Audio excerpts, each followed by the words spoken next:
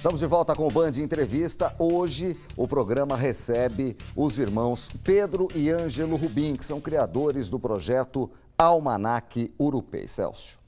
Você falou sobre acervo e citou a família Guizar, o nome da família Guizar.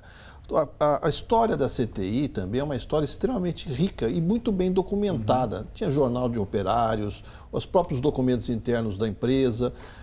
E esse acervo também ainda tem muita coisa a aprender com ele, já foi esgotado?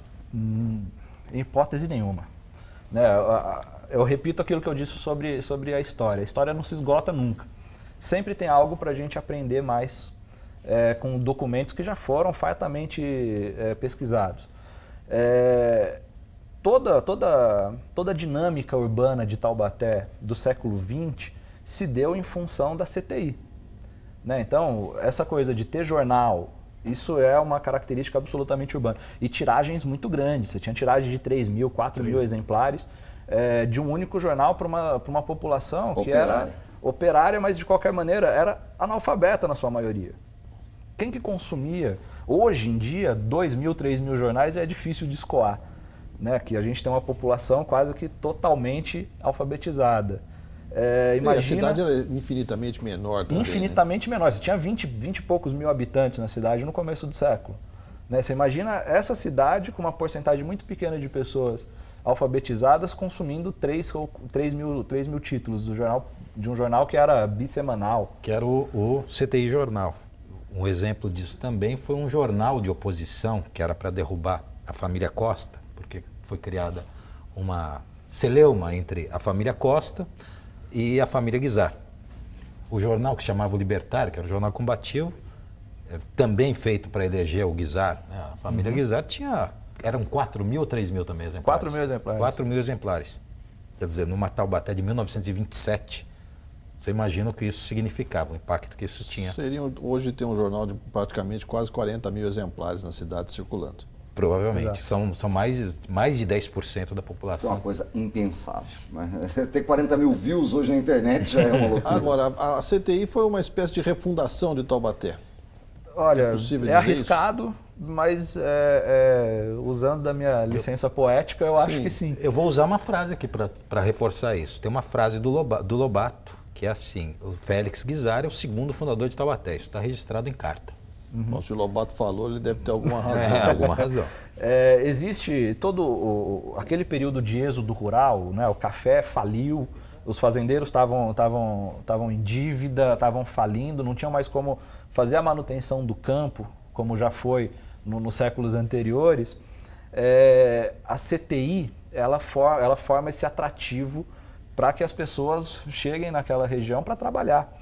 E toda a dinâmica da fabril ali, da CTI, ela é pensada para o escoamento de mercadorias.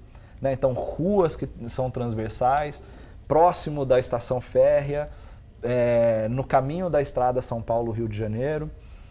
Tudo aquilo foi campo fértil para ocupação urbana.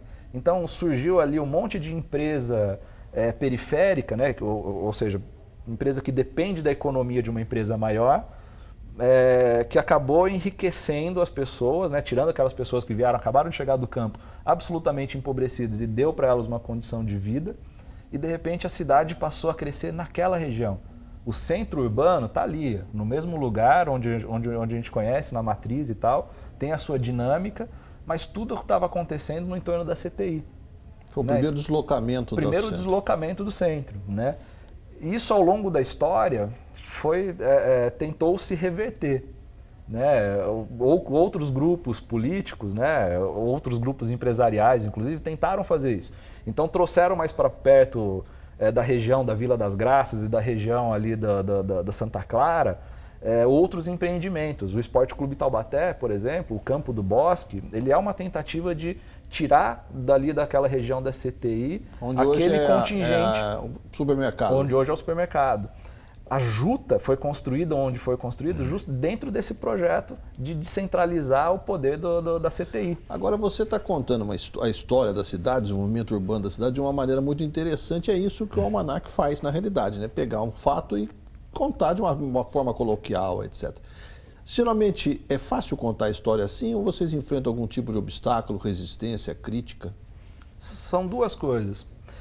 Primeiro que a gente, apesar da gente fazer dessa maneira, de forma menos formal, a gente não quer banalizar. Né? Então a gente tenta contar com todo o rigor acadêmico possível, entretanto traduzindo essa informação, né? Trazendo numa linguagem o mais acessível possível. Né? Não sei se isso é muita pretensão, mas é o que a gente tenta fazer. E sim, existe alguma resistência, porque nem sempre isso é bem visto. Né? Justamente porque dentro, e eu sou um acadêmico, né? Então acho que eu me autorizo a dizer isso, mas a academia ela tem certas restrições a você popularizar alguns temas, né? Ou então apresentar esses temas de forma muito simplificada.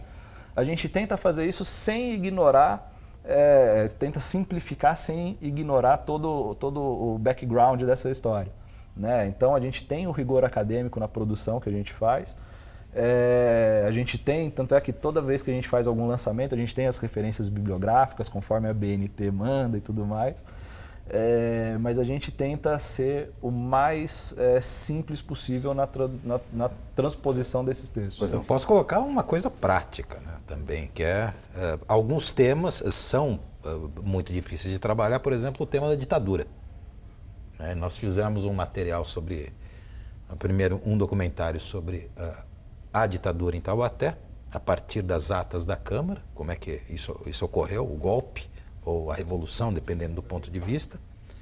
Já a segunda parte, que pegava mais o material do DOPS, já mexeu com muita gente e recebemos algumas achamos que tem muita gente viva ou a segunda geração das pessoas que estiveram envolvidas. Então é uma coisa muito, muito recente para ser tocada, por exemplo. A ditadura 64-85. Exatamente. Mas a ditadura Vargas? A ditadura Vargas a gente já lida melhor. Ninguém até agora se levantou para... Por enquanto. Por enquanto. Agora, em cima disso e do século XX, o Almanaque Urupês veio a trazer uma luz para alguns nomes que ficaram esquecidos nesse século XXI. Eu vou falar de um dos nomes que está na página do Almanaque Urupês, que as pessoas em casa podem acessar, que é da professora Maria Morgado, que estaria completando 100 anos esse ano. E deixou livros, deixou contribuições, foi uma professora atuante na cultura, na história. E como ela, outros nomes de Taubaté que não ficaram tão conhecidos.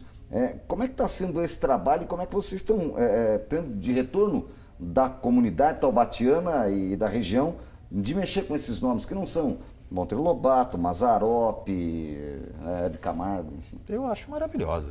Eu sinto que principalmente as famílias que conhecem o valor dessas pessoas, têm colaborado muito. A gente tem trabalhado com alguns acervos particulares, conseguindo recolher algumas informações também que não eram de conhecimento público, não tinham uma circulação pública, e podendo oferecer alguns produtos de comunicação, produtos de informação que têm relevância, né? que conversam com o grande público. Então, eu sinto que o que a gente tem visto em números, pelo menos, é que está havendo uma adesão, as pessoas têm interesse, sim, de descobrir e de se aprofundar nessa nova história, né? Ou pelo menos dessa redescoberta histórica da sua própria cidade. De novos personagens. A gente vai falar mais sobre isso, a gente dá mais uma rápida parada aqui no Band Entrevista, a gente volta em instantes falando de história e cultura aqui de Taubaté e região. Até já.